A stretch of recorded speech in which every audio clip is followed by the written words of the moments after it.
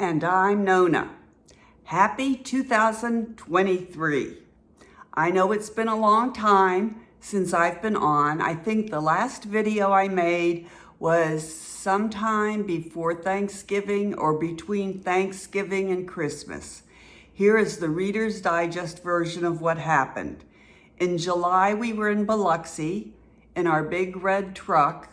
Grumpy Grandpa was driving, and an 87-year-old woman was on her telephone and said she didn't see us and made a left-hand turn right in front of us. There was nowhere for us to go but to hit her. We broadsided her mostly on the passenger front end where I was sitting. Fortunately, Grumpy Grandpa escaped with just a few bumps and bruises. The other lady was uninjured, but I suffered some serious injury.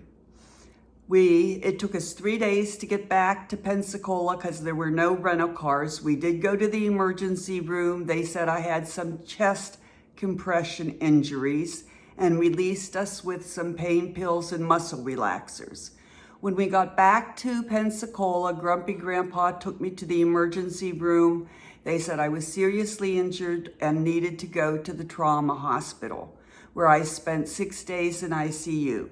I came home with 2 months of home health care, and now I'm doing physical therapy twice a week. My arms were not injured, but I put my arms straight out when I saw the accident about to happen, and I ended up with 7 fractured ribs and a fractured sternum. It takes about a year for a fractured sternum to totally heal, so I still have some discomfort in my chest, and because of that, I don't have good posture, and I'm trying to work on that, but I walk with my shoulders hunched forward, my head forward to protect my sternum. And so that's what I'm working on in physical therapy and trying to get arm strength back. My biggest challenge right now is lack of energy. And when I made my video back in 22, I thought I was doing okay, but then my energy cratered. And we didn't go to Houston to see our family over Thanksgiving. We took a pass on that because I just didn't have the energy.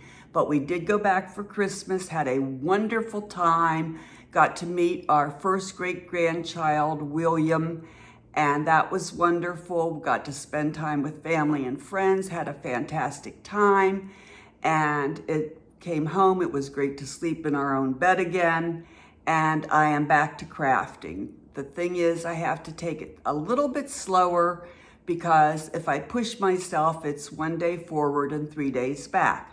But that's okay because I am crafting again, and today I have 3 Valentine crafts to share with you, and I have 2 more that are on my craft table. So I'm real excited to be back crafting. I'm excited to be back with you all again, and I hope you'll be joining me. If this is your first time here, or you've been with me before and you haven't hit that subscribe button, I sure hope you'll do so today. And don't forget to hit that little bell and the word all so that you'll not miss any of my videos, because I will be posting more videos as I get back to crafting and doing more things. And you know, my videos are always very easy. Anyone can do them, because let me tell you, if I can do them, you can do them. My videos are fast, easy, and very budget friendly. So this is number 1 Valentine video. I have 3 very different crafts to show you today. They're fast, easy, fun, and budget friendly. Right now, Grumpy Grandpa is out golfing, thank you God. And so I can do this video. I'm going to make the intro for the second video right after this one.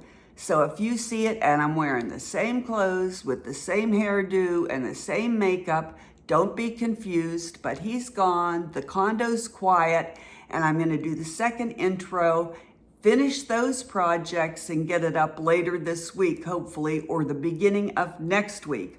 And of course, you need to subscribe, hit the word all, hit the bell and the word all so you'll see when it comes up. I'm really geared up for 2023 and I hope you are too. That's about it. I'm full of energy today and I'm looking forward to a happy crafting 2023.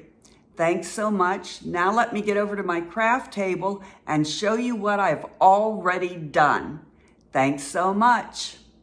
Okay, if you missed it in the intro, I actually have 4 DIYs today, and you're going to want to stay tuned to the last one because it's my favorite, and I think it's going to be your favorite too. It's a real original, so don't miss it. All right, let's get on to DIY number 1. For this one, I'm using the box that I made a long time ago.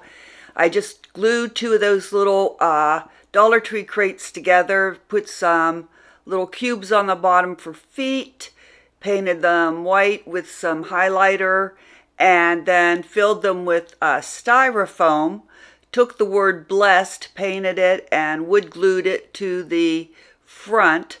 I'm going to use, I'm showing you some of the flowers that I was thinking of using, some red roses. I'm showing you white roses, but after I put them in, I decided I didn't like the white roses with them. Some styrofoam, glittery hearts. I got all this at Dollar Tree. And some baby's breath that I used, and some red and white beads, stems that I had left over from Christmas, and some skewers to put on those glitter hearts that didn't have any stems on the bottom. I wanted to stick those in. I had put styrofoam along the bottom of the crates, and I just keep using those over and over again. And also I had put some greenery around the edges of the crates just for filler, and I leave those in. So there you have it. I just stuck some red roses in there, some glitter hearts, some red and white beads, stems, and some baby's breath, and it's going on my entryway table. So simple, so easy, reusing what I had already done a year ago. I just change it out for every season. It always makes me happy when I walk in my front door, and I really like it. Like I said, I started to use those white roses and I really didn't like those, so I just kept it all red. And there it is on my front entryway table. And on to DIY number 2. This is a thrift store flip, I guess you'd call it. It is a vase that I bought at at Goodwill. And as you can see, I'm showing you, well, this is the vase. I just like the shape of it and the ridges, the lines of the vase. And there's the sticker I'm trying to show you, and I'm struggling to get my hand in front of the camera. But it's dated 1/27/22, and I paid 50 cents for it. I guess that's the date that Goodwill put it on the counter, on the shelves to sell it. So I guess I bought it about a year ago. So I washed it with the hot soapy water because it was pretty dusty and had been wrapped in my glassware bag for a year. And then I just used plain alcohol and a cotton pad and wiped it all off. And first I gave it 2 coats of plaster chalk paint, and then I dry brushed it with chalk ballet slipper pink. And then I used this metallic old gold to do some highlighting. And then I used these pink flowers. They call it baby's breath, but that doesn't look like baby's breath to me. Anyway, I gave it 2 coats of the plaster. Then I took the pink ballet slipper and I just took almost all the paint off the brush and just dry brushed it, mostly on the top of the ridges of the vase. And I'm sorry, I'm kind of out of camera range there, but I just went over lightly the high points of the vase with the pink. And then if I got too much on it, I just took my plaster, the paintbrush with the plaster on it, and kind of blended it in.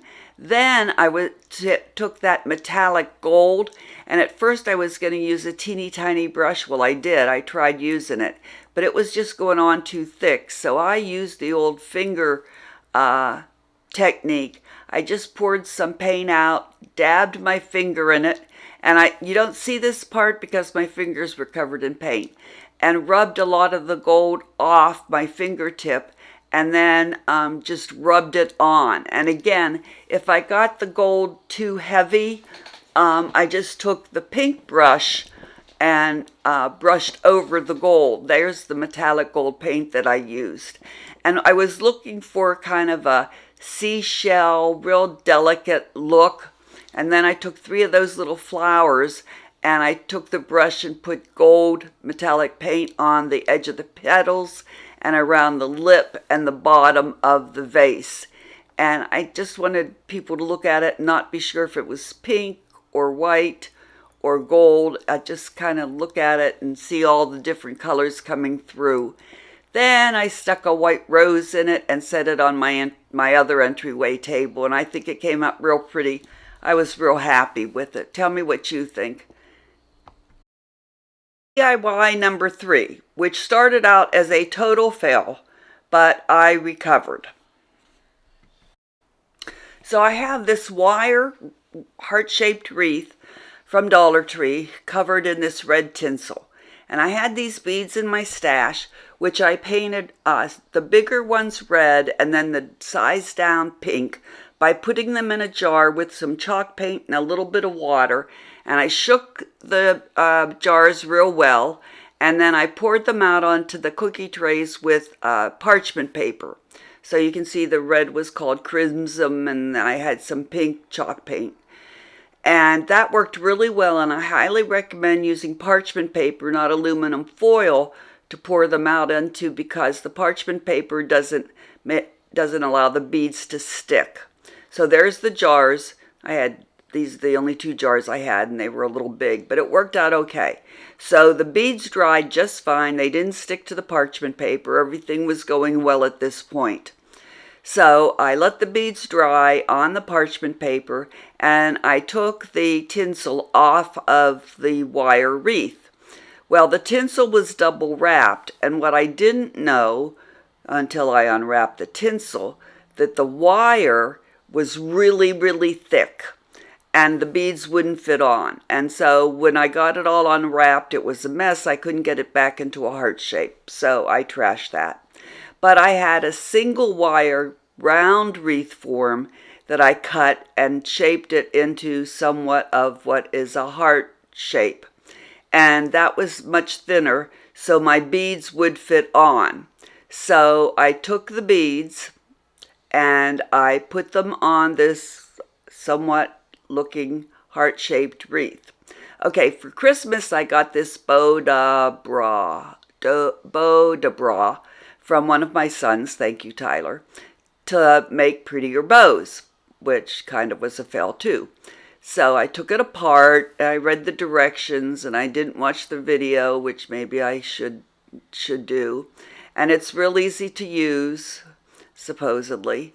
And there's the video. So I put the beads on the wire, and I taped the top together just with masking tape. And now I did have kind of a heart-shaped. I'm showing you the directions. Not that you can read them, but it does come with the wire to tie the bow together. So I made the bow. Okay, tried to make it out of 2 different kinds of ribbons. As you can see, I definitely need to practice on my bows. But there's the end result of my heart-shaped wreath, and it does look like a heart.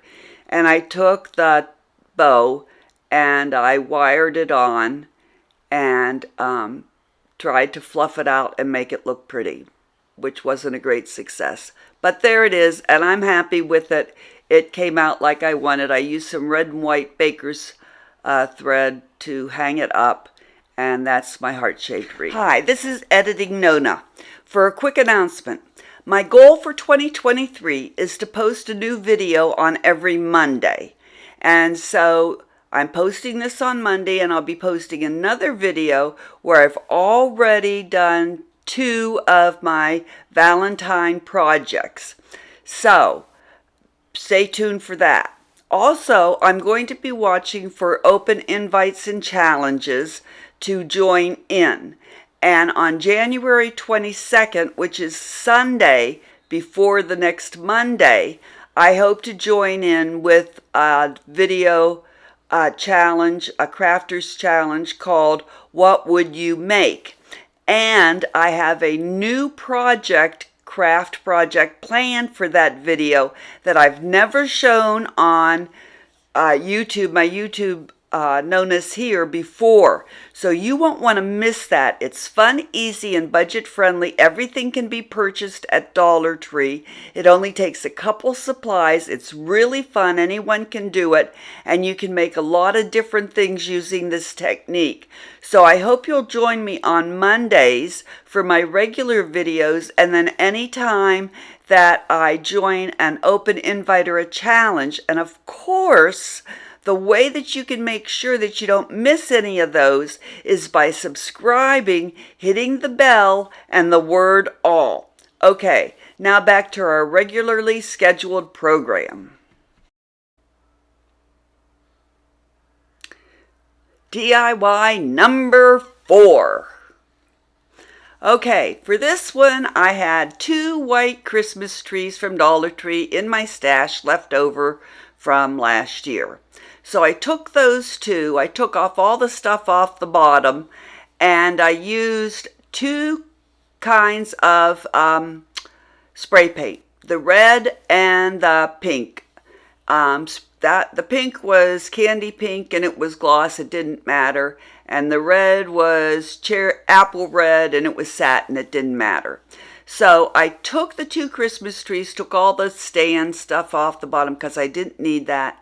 I took zip ties and zip tied the 2 bottoms together, and then I used the floral wire and taped them together so they were together real tightly, and that's what it looked like. It wasn't hard to do at all. Then I took the bottom third of each tree and spread out the branches, and I wrapped the top 2/3 in 2 old towels.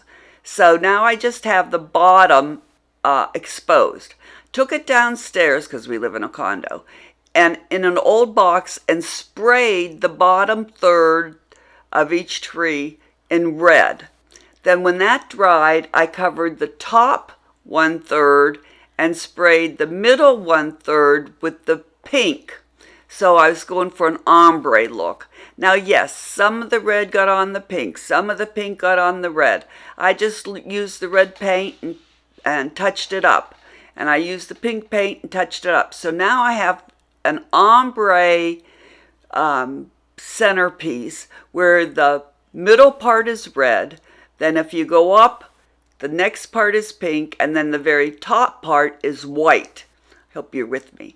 By the way, if you don't like to get paint on your hands, wear gloves. I didn't. I should have.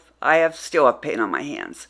Now I'm going to take my pink roses, my white roses, all the stuff, and you know I always have more stuff than what I need, or than what I used. Red and white stems,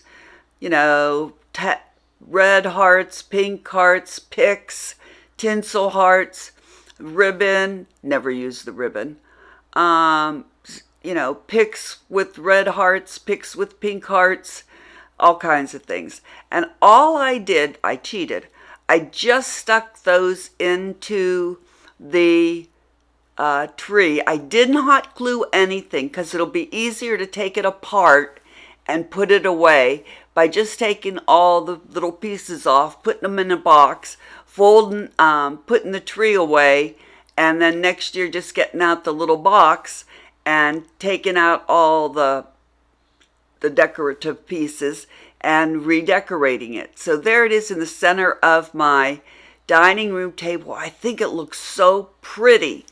It really is. Okay, these are my candlestick holders. I just turned them over to show you that they're really old Capodemoni's. There's the Infernopoli and the crown and the words Capodemoni. I think I got them at a garage sale 100 years ago. So tell me what you think in the comments below. And hey, don't forget to give me a thumbs up. Thanks so much. See you later.